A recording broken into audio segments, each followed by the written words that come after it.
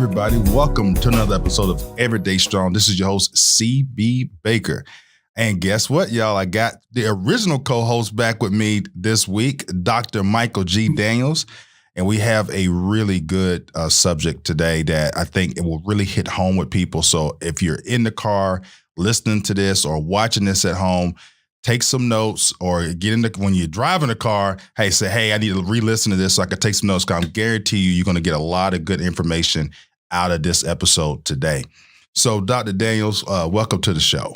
Well, good day to you and to everyone else. It's always great to be back. You've had some very interesting guests on, and they have provided a lot of good insight.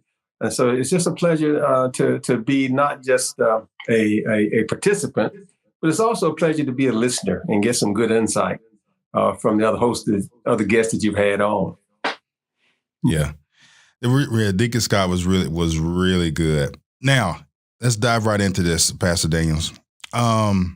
Lessons learned in life. You know, I wanted to cover that because it came up in the youth ministry yesterday.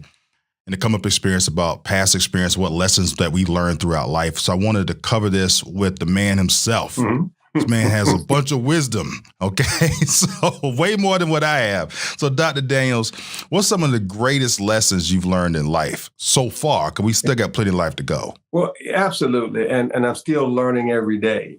And I learn not just from the sources that people think one should learn from, but I learn from everything. And that's one of the great lessons that I have learned is that, you know, you can learn from everything, anything, and you should learn from everything and anything. But I'll give you two great lessons I've learned. One from my mother. Well, I'm going to give you three. I take that back. One from my mother, one from my father, and one from a gentleman I used to work with when I was about 18 years old, freshman in college, but I was working as a security guard. And I'll give you my mother's lesson first. My mother taught me that everything that is alive has a lesson to be learned. That's what she taught me. And she used a biblical verse to express that, you know, where the Bible says, you know, look at the ant, right? And how it deals with life in general. And so as a little boy, she always said, you learn from everything that's alive. You know, you learn from the birds and the trees, you learn from the animals and, you know, all this kind of stuff. And I think oftentimes we don't take that in the way she presented it. And her point was that just because you get to a certain point in life don't mean you stop learning, right? Her point was that, you know, you even as an adult, you can learn from children. Right. And so that's one of the things that I have gathered from her is to take every opportunity to learn something new every day. Right. The second thing I learned was from a great lesson was from my father. At one point, I had made I was young, I was 16 years old, and I made what, you know, at 16, I considered what I thought was a good financial decision was a bad financial decision. And it wasn't much money, but at 16, it was a lot of money to me. You know, it was like, right. I think it's $60 or something like that. I guess in today's term, you know, it may have been about maybe $300, right? But at 16, that was a lot of money, okay? Minimum wage was $1.60 an hour. So, you know, it was a lot of money back then, right? $1.60 an hour? $1.60 an hour, okay? And if you was a waiter, it was 75 cents an hour, okay? Right, because you could get tips. Hey. Yeah. But anyway, so I made that bad financial decision, and I was, you know, lamenting and, you know, and doing what 16-year-old boys do. And my father said to me, he came in and sat down, you know, on the bed, and very calm individual. My father was a very calm individual. I can honestly say I don't ever remember my father raising his voice. I'm not saying he didn't. I don't ever remember him ever raising his voice. He sat down beside me very calmly, and he said to me, "What did you learn?" And my first response was blaming somebody else for the loss, right? I blamed the salesperson. Mm-hmm. And he said, "Well, that needs to happen to you again." And I'm, you know, like looking for support. And so I'm like, well, wait a minute. Well, I don't understand why you came here, and talked to me to tell me that. He said, let me explain something to you about life. He said, if something happens to you that doesn't seem to go your way, you should always look to see why and try to learn from it. He said, if you learned something from it, it was worth going through it. If you didn't learn anything from it, you should go through it again so you can learn from it. He said, because everything in life is a learning opportunity. And he didn't use those exact words, but that's what he was trying to tell me, that everything in life is a learning opportunity. And if you learn a lesson from it, it is worth going through what you went through, And so that became a mantra for me. So when other people say something bad happened to them, I don't view life like something bad happened to me. I view life as, is this something I needed to learn? So now I know better how to handle something. Because here's the thing. We oftentimes say experience is the best teacher, but then we don't like getting the experience. Right? Correct. But it truly is the best teacher. So when something happens to you, if you learn from it, then it will create a situation where you are less likely to go through it again. Or if you go through something similar, you will now understand how to deal with it, and that was it. And the third lesson, I'll say this right quick, I learned from a gentleman who happened to be, in my mind, was an old guy. He was probably, at the time I'm 18, he was probably maybe 27 years old. Okay. But he said to me, he asked me a question about what did and I don't remember his exact words, but what he was saying was to me, what did I look to do today to make sure I was better than I was yesterday? And being a cocky young man, I said, you can't get any better than what I am right now. And he said to me, let me tell you something, young blood. Every day, every night before you go to sleep, you should review your day and ask yourself, what could I have done better? And I took that with me. And that's what I have done ever since then. Every night before I go to sleep, I review my day and ask myself, what could I have done better? What should I have done different? And those kind of things. And those to me have been 3 great lessons to learn. Well, that's deep. So learning every day, let's recap, learning every day, everything that is, I think you said everything that is alive has a reason to learn. Yeah, everything that's alive can teach you something. And then what did you learn and see why did it happen? Mm-hmm. And then what did you do today to make you better for than you tomorrow? Than you were yesterday, yes. Mm-hmm. So what I like about the last one, because that hits home with a lot of people that's taken any type of training in time management for is recapping your day and then setting yourself up for the next day. Mm-hmm. So throughout your life, did you find that was real beneficial? Or how long did you do that for? Is actually physically writing it down, or you just thought in your head, okay, recap it and I'm good to go? How long did I do it? Yeah. I started doing it at age 18 and I'm doing it now at age 64. Because it's a part of the, once that becomes, at least for me, once it becomes a part of the process, it's like, taking a shower, it's just, mm-hmm. It's normal for me. So it's normal for me to do that. And it's not just about time management for me, really it's about how I treat people. It's about what, mm-hmm. Have I said anything to, cause you difficulty today? It's about, how did I affect somebody else's life today? Mm-hmm. How did I encourage somebody today? So that's what I'm thinking about at night before I go to bed. If I have a business meeting, let's say, or if I have a meeting at church or whatever, I recap the meeting in my head and I ask myself, what did we really accomplish? Was that hour really fruitful? And if it wasn't fruitful, why wasn't it fruitful? Because the next meeting, I want to be fruitful. I want to make sure that everybody walks away with something. When I was doing counseling, I did the same thing. I would recap the counseling experience, or those 4 or 5 counseling experiences, not to try to remember everything that was said, but to think about how could I have been more effective in helping that person reach a solution, because that's what counseling is about, right? Helping you, helping you come to a solution that will give you the best chance of being successful in life, whatever it may be.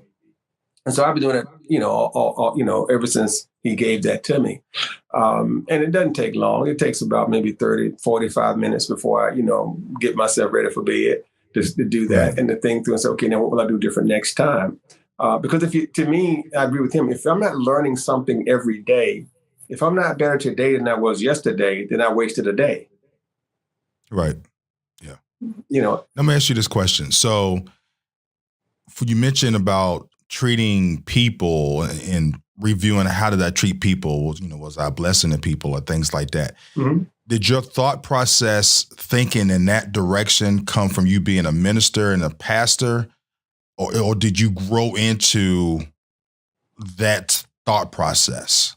No, it came from when you look at, again, when I look at what my mother taught me and what this gentleman said, like one says to me, hey, make sure you recap every day and make sure that you are better today than you were yesterday, right? And because it really does forward thinking. So that means that tomorrow, I have to make sure I plan to be better tomorrow than I am today, right? So that's one thing. But my mother always says you can learn from every living thing, right? And so the people I am meeting are living things, So when I combine those two together, right, I'm always looking at, well, what did I get from my interaction with you? And what did I give you as a part of my interaction? Because I'm always learning from everybody I talk to. I mean, who I talk to, I'm learning. If I'm talking to your children, I'm learning from them. I'm asking them questions. I'm observing them. I'm learning from my grandson. I'm learning from the children. To me, it's always a learning experience. If I'm sitting on my porch, believe it or not, if I'm sitting on my porch, in the woods at my cabin, I am zeroed in on everything that's moving. If a butterfly starts to fly around, I zero in on him and I'm watching what he's doing. I'm watching the birds and what they're doing. I'm watching how they feed, how they do all the things that they do. Their protective nature, how they run, how they scatter. I'm looking at who's calm, who I can get close to, all those things, because I'm trying to make sure that I understand God's creation. And that wasn't something that I got from, necessarily the Bible. My mother got it from the Bible, and she gave it to me to say, you should always be learning from everything, because every living creature has something to offer. They just do. I'll give you a quick example. Look at the metamorphosis from a butterfly not a caterpillar to a butterfly, for example, right? And I know a lot of ministers use this analysis, but my mother gave it to me a long time ago. You think about this, for example, and we grew up in the outskirts of town of Durham, North Carolina. When it was still had a lot of wooded areas. You saw cocoons everywhere, right? Now, that caterpillar, as it's going through that metamorphosis stage and coming out of the cocoon, is fighting to get out. It squeezes to get itself out, right? During that process of squeezing to get itself out, what happens is it squeezes the fluid that was in its wings gets squeezed as it's coming out of the cocoon, which allows those wings to open up. Right? If you were to cut the cocoon and open it up for the caterpillar, then that process wouldn't work out. So the wings would not have it wouldn't have squeezed that stuff out. So the wings wouldn't be as effective. The now butterfly's wings would not be as efficient as they should be, and that they would die. Right. So my mother said to me, that struggle does the same thing for you. That you may have to struggle to get out, but that's what will allow you to fly once you get out. Yeah. For me, one of the biggest lessons that I have learned was when to exit a situation. Mm-hmm. When you meaning don't stay too long. And we always hear that analogy of if you stick a frog in a pot and slowly boil the water, the frog doesn't know it's being cooked. The biggest lessons I've learned is recognizing, wait a minute, I'm being cooked. It's time for me to get out this pot. So that was one of the biggest things that I can recognize that I have been very good at doing, because I have been in that situation to where I got cooked in the pot, and then I looked around, it's too late, and time has passed, or I missed the opportunity, or I've overstayed, quote unquote, my welcome. So what's your thoughts on something like that, Dr. Daniels? Well, again, I go back to my original statement. You think about nature, for example. Remember when I said that, you can watch and some animals let you get close to them, but they know when to flee, right? They know when to flee, right? And I think that, to me, that's a great lesson, is understanding and learning how to be calm and watchful. Because let's say there's a deer in the woods, the deer doesn't run immediately. Right. The first thing the deer does is it perks up his head, looks around, and assesses where you are, where he is, and what his surroundings are. And he's already figured out their method of escape. But the deer will go back to eating, grazing until you get to a certain place. When you're to a certain place, the deer takes off, right? And that's true of most of nature, right? Is that you can get a certain distance from a bird before to take off. You can get a certain distance from a rabbit before to take off. And even those things that we are afraid to get real close to, like a wasp, right? Yeah. You can get close to them, but you can't get too close to them before they decide to sting you. So my point being is that that just watching them helps me appreciate that simple concept of when to exit and when not to exit. Because watching them, I understand that you have to know not only when to leave and what you can allow to get close to you, but you also have to assess what exits you ought to take, because every exit is not a good exit. It's a good point. Right. I've done that too. I exited, went out of one pot into the frying pan. It's like, right. So you're absolutely right about that. The other one that really hit home for me was years ago. I had listened to a podcast. They said, wake up at 4:00 in the morning and go outside. Mm-hmm. And I did it. And I suggest anybody listening to this to do it every once in a while. It is like pitch black and everything is super calm outside. Mm-hmm. But it's pitch black. Mm-hmm. And then like within an hour and a half, the sun's going to come up and everything's going to look beautiful. And what I got from that is whenever I'm in a situation that things look like really bad and I'm trying to get through it and I'm pushing through it and it's getting worse. All of a sudden it starts getting calm. I was like, wait a minute. To me, I'm getting ready to get to the other side. The sun's about to come up on the situation. Mm-hmm. But a lot of people will stop at midnight and say, they ain't going no more. Like that right. Distance between midnight and 4:00 is huge, but you can get through. If you can get through it, you get to the other side, and then it's wonderful on the other side of that. Well, you're right. I mean, the bottom line is this, is that the world will still turn, right? Yeah. And you're still going to have another day, right? And if you don't have another day, it won't matter anyway. Right. You got other stuff to worry about at that point. Well, it'll be too late to worry it in, though, right? If you don't wake up, it's no need to worry. It's too late, right? Right. But again, see, and that's and what you say is certainly right on point. And that's why, to me, it's, I'm always asking myself, no matter what happens, like when people say I went through this bad time. Again, I look at Daniel in the lion's den. Okay, he was in the lion's den, but okay, that doesn't mean it was a bad experience. Now, someone else may have saw it and say that was a horrible thing to be in the lion's den. But what did he learn from it? What did Daniel learn from being in the lion's den? He learned that prayer works, right? Yeah.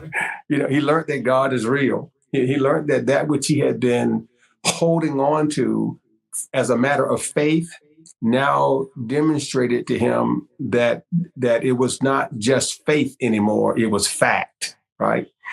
And so to me, that's again, I go back to what I said my father taught me, is that's what I'm looking at when other people may see things happening in my life and they say, well, you know what, you went through a lot.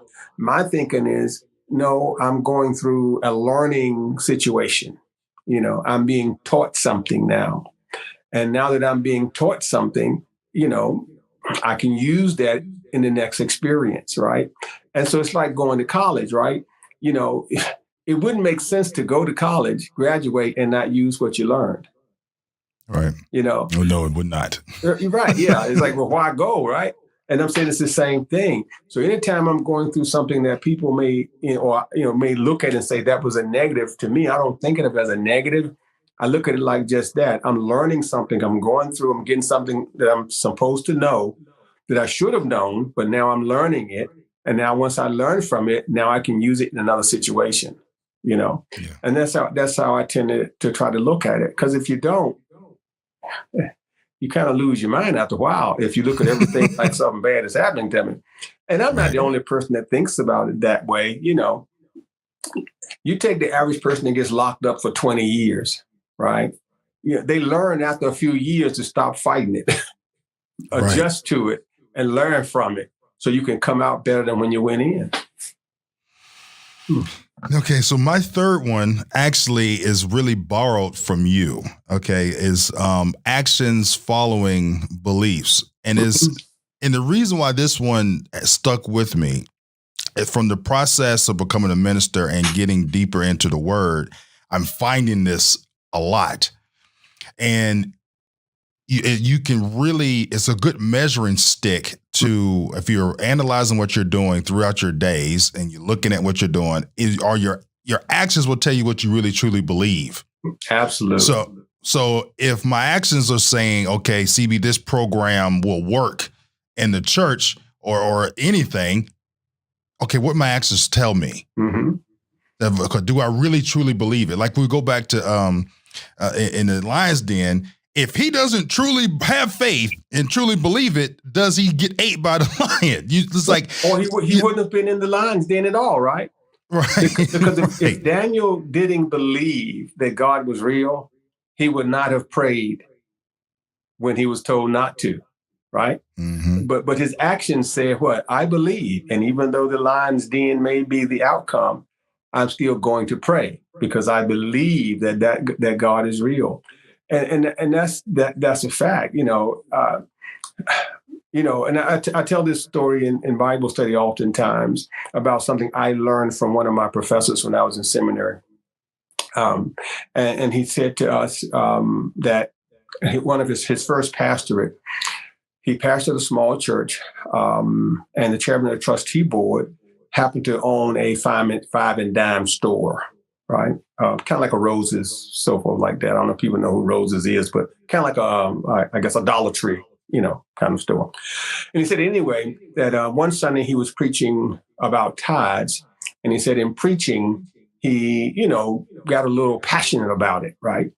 And so the chairman of the trustee board came to him and said, Pastor, we preached about tithes, you kind of fussed at us about paying our tithes, but we noticed you don't tithe.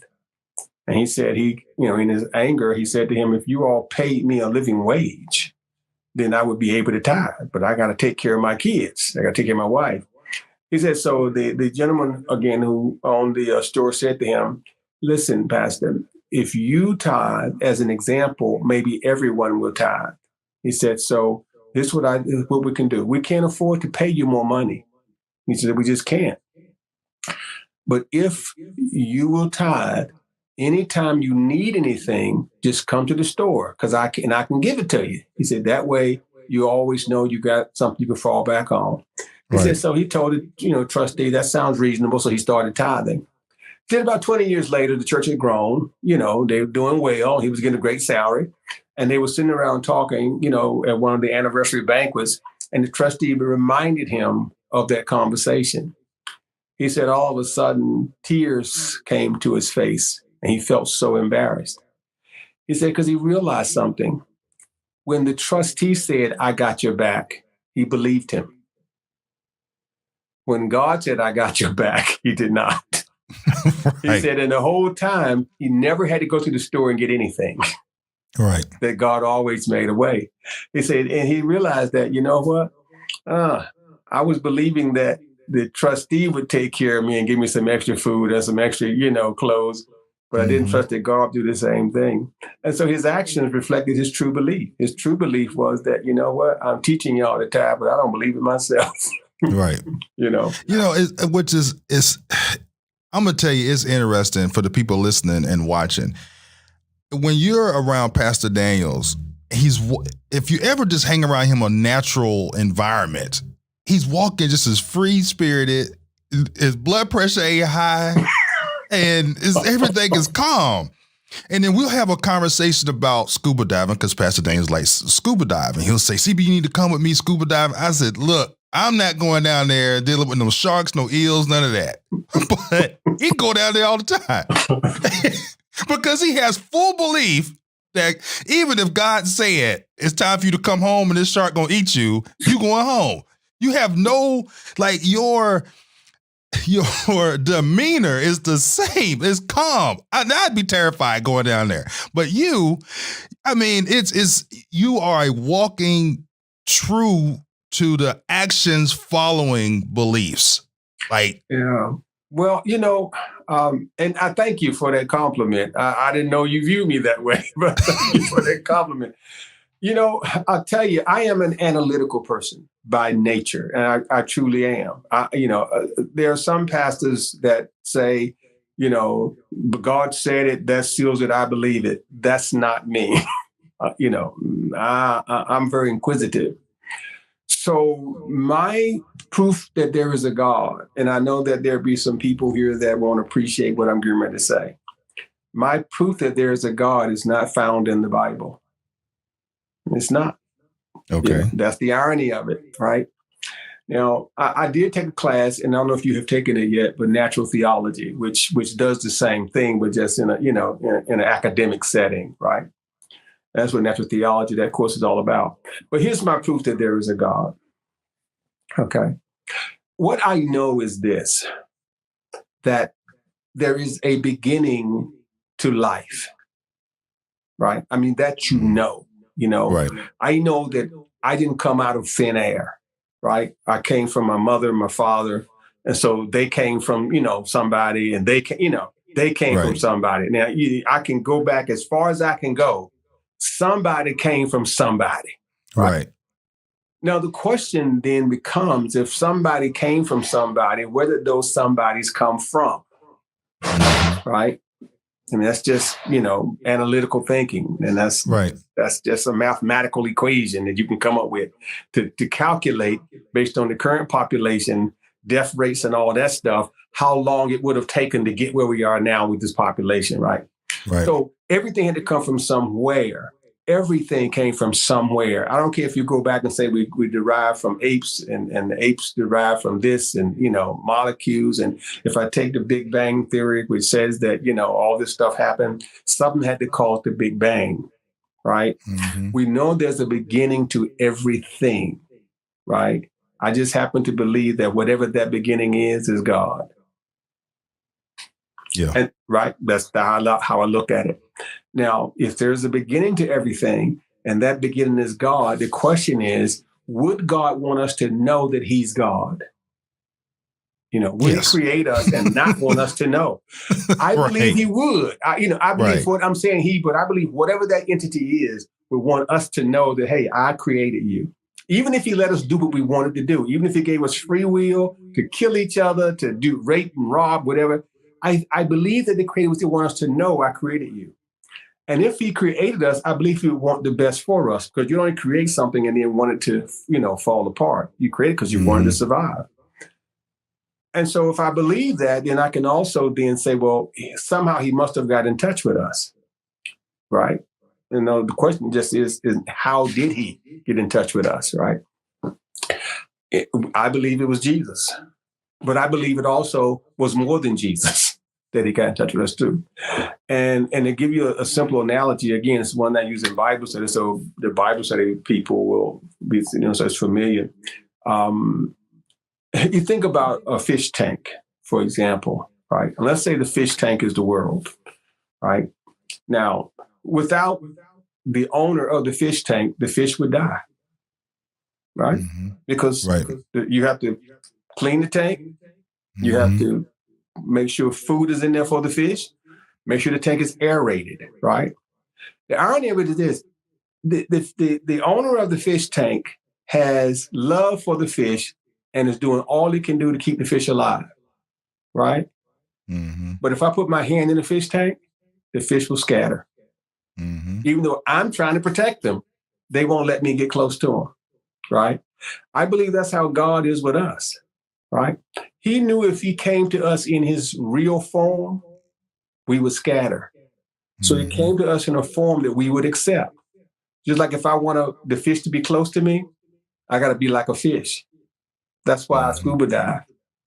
Because if I get in the water and don't act like them, they won't let me get close to them. But if I get in the water scuba diving, I can swim right up to them and I can be right in their group and they think I'm one of them and everything's fine. So I believe that's why he sent his son, or sent himself in the form of his son, Jesus, because that way we would get close. My faith is not just based on what I read in the Bible. My faith also is based on my analytical thoughts about life in general. Doesn't mean I don't believe the Bible. I do believe the Bible is the inspired word of God. I believe it is without error.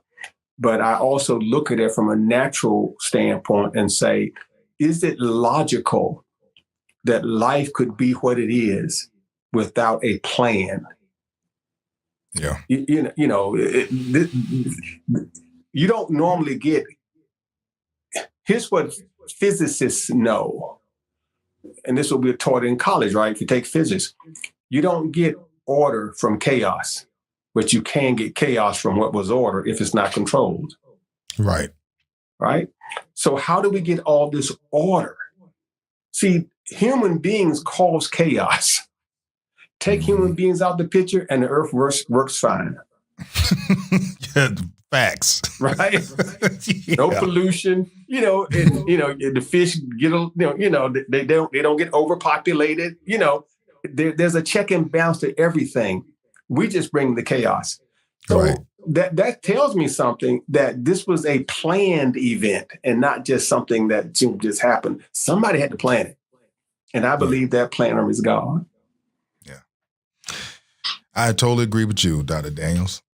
Okay, we're over 30 minutes. So is there anything you'd like to bring up before we close out? No, I thank you for having me on. It's always a pleasure to be back, and thank you for having me. All right. Thank y'all so much for listening. This is your host, CB Baker. Till next time.